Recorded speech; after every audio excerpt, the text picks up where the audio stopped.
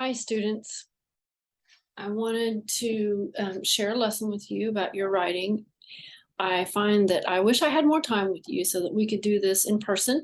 I hope that this recording is helpful to you, and I'll make sure that you get to take your books home with you on Thursday because you can look at your books and that'll help you too. So let's talk about writing. This past week, I've asked you to do our first little step that we have for making an essay. Our first little thinking exercise that we do with any story, which is to make a character action list. And you know what that is. What is it?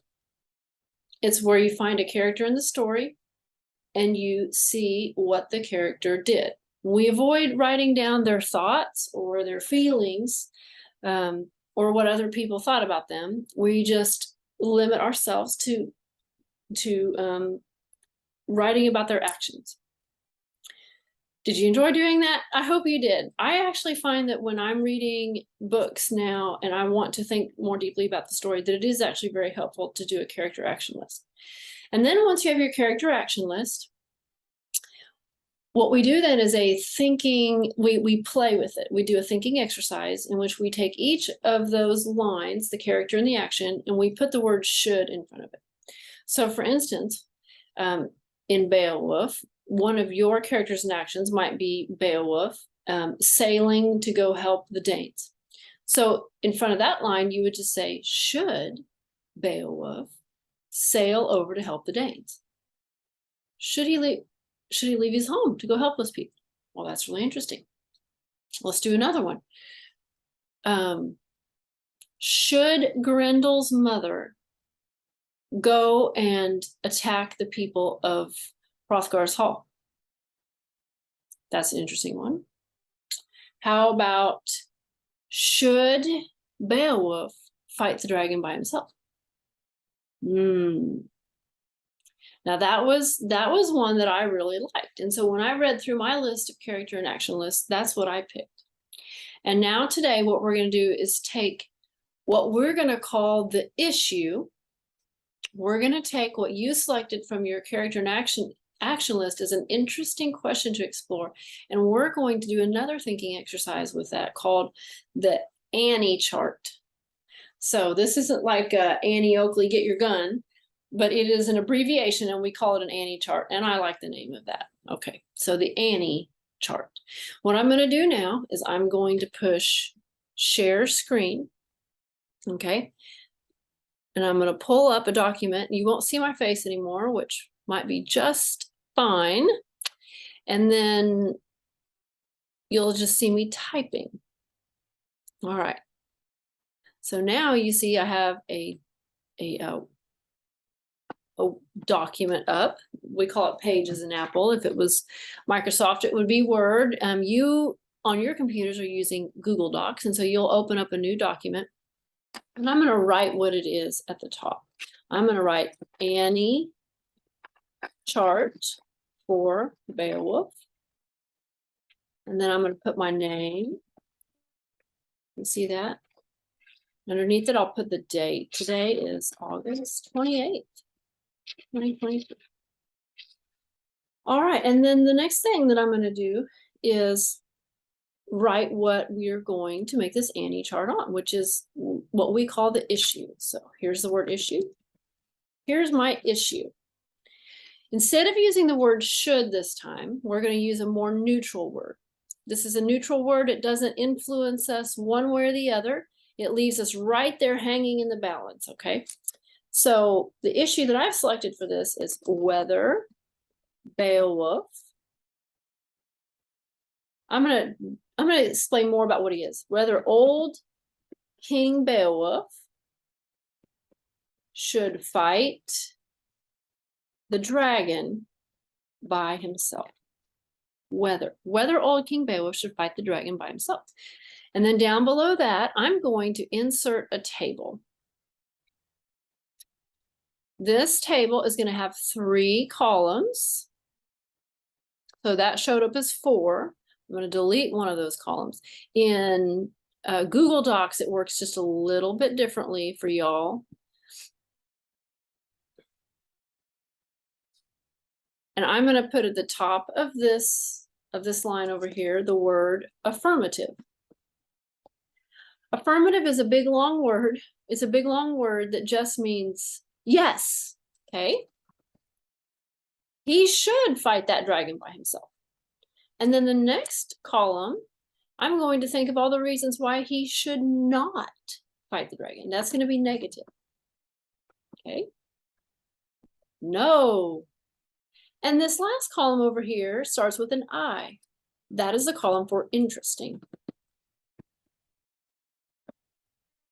So sometimes when we're exploring and playing with an idea and thinking about it, there are things that will occur to us immediately that will make us say, yes, yes, he should do that. And there'll be things that will immediately make us think, no, no, he should not do that. And then sometimes we'll notice something about the story and it's neither a yes nor a no. It's just interesting. Okay. So let's just do a few of these together by asking the question, whether old King Beowulf should fight the dragon by himself. Now, if I were with you in class, I would have you start giving me reasons. And unfortunately, you're not here with me, so I'll have to do this for you. But I hope that if you have a piece of paper out, you can come up with some of these on your own as well. All right. So should Beowulf fight the dragon by himself? Yes. The reason why he should is that dragons are should be defeated. Does anybody really want a dragon running around their kingdom, burning things up? No. Well, Beowulf has slayed other monsters, so yes, he should defeat this dragon too. Oh, that just brings us to another idea. Beowulf has already slayed other monsters, so let's put that down. He should, because he has dealt with monsters before, and he won. Here's another reason. Okay, why Beowulf should fight the dragon by himself. A king's job is to protect his kingdom. That's his job. All right, let's think of another one. Why should he fight that dragon by himself? Let's see. It might prevent anyone else from being hurt or dying if he does it by himself. All right, let's go to the negative column now. Whether old King Beowulf should fight the dragon by himself. I don't think he should. He's too old. Oh, you see how I'm having trouble spelling that? He is too old. I'm going to split this off into another reason. He isn't as strong as when he was young. I don't think he should fight the dragon because the dragon had gone back to his cave to sleep and was not going to bother people anymore.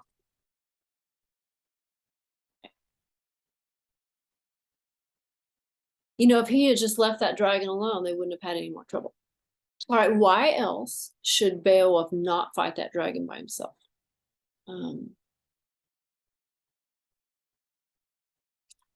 It's more important that he lives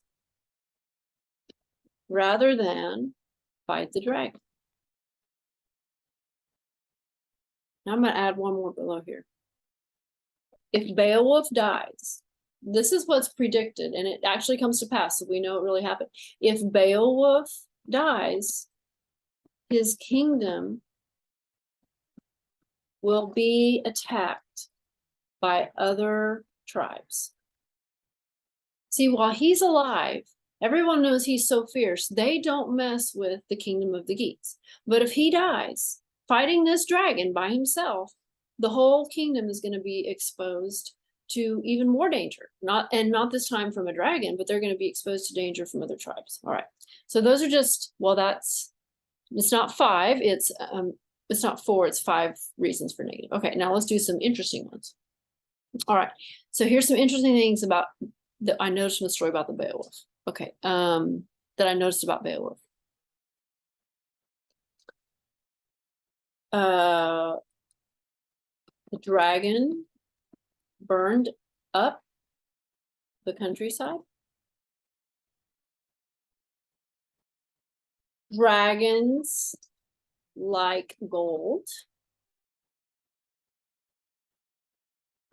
A slave stole the dragon's cup and woke him up. Let's see another thing. Wiglaf got gold out of the cave.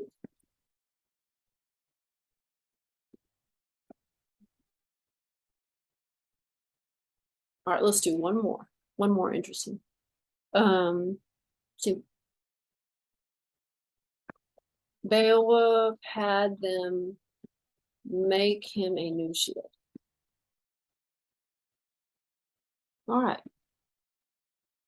Okay, what do you think? It's an Annie chart, our first one. So it wasn't very hard for us to get 4 or 5 items on there. That's usually like anybody with just a small amount of thinking can get 4 or 5. But I'll just tell you, I'm going to give you a little preview that you'll be asked eventually to make Annie charts that have 30 items in each column. 30. And it's actually much harder to come up with 30. But we're going to learn some tools to help you get to the point where you can think that many things through. And I remember when I was learning this, the teacher told me, so I'm a grown-up, the teacher told me I had to make up 30 items about Red Riding Hood. And I was just a wee bit irritated because I thought I cannot even possibly come up with 30 things per column. But I found that as we kept doing the story and I learned more tools, my thinking skills improved. And I really was able to come up with that many for each column. And as I did so, my understanding of the story deepened, my interest in the characters deepened. I was able to compare the story with other things. And it just generally made me a better thinker. And I was more rounded in being able to then write about it. So I'm about to wrap it up here, but let's just review what we did. Okay, what we did was we talked about how when we are first exploring a story, we will make a character and an action list. And it's just a list of small things that maybe don't matter in a story and big things that do matter in a story. We make a list and then we test ourselves with lists by asking should in front of each one of those. So should Little Red Riding Hood stop beside the path and pick flowers? Should she do that? Her mother told her not to stop and go straight to grandma's house. Okay. Let's do another should. Should the pig have made his house out of sticks?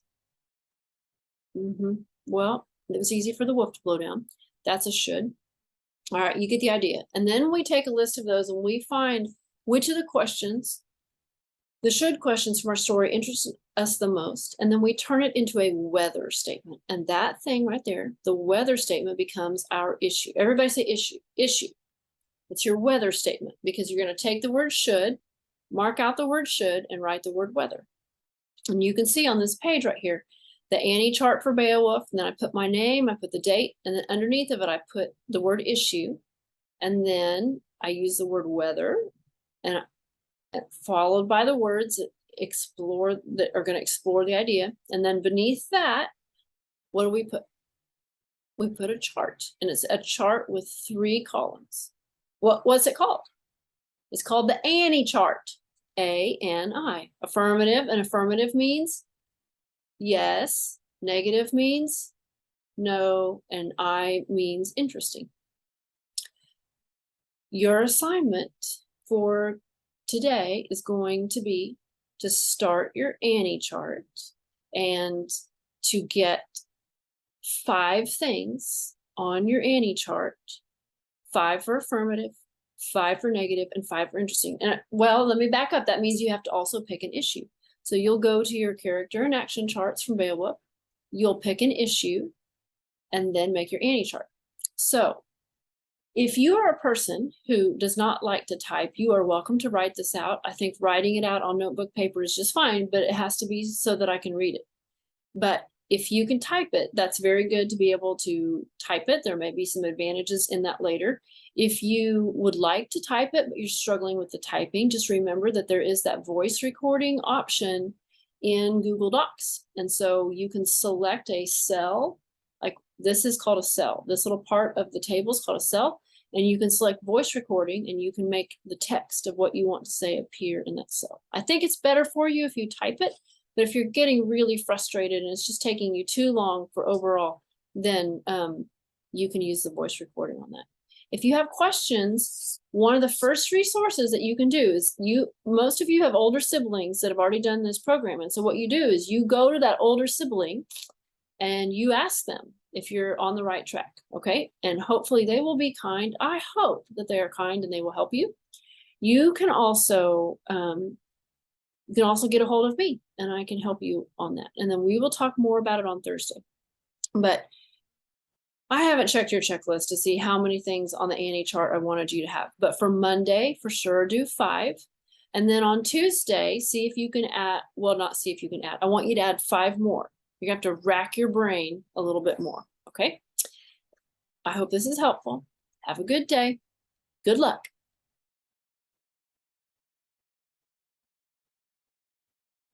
Okay.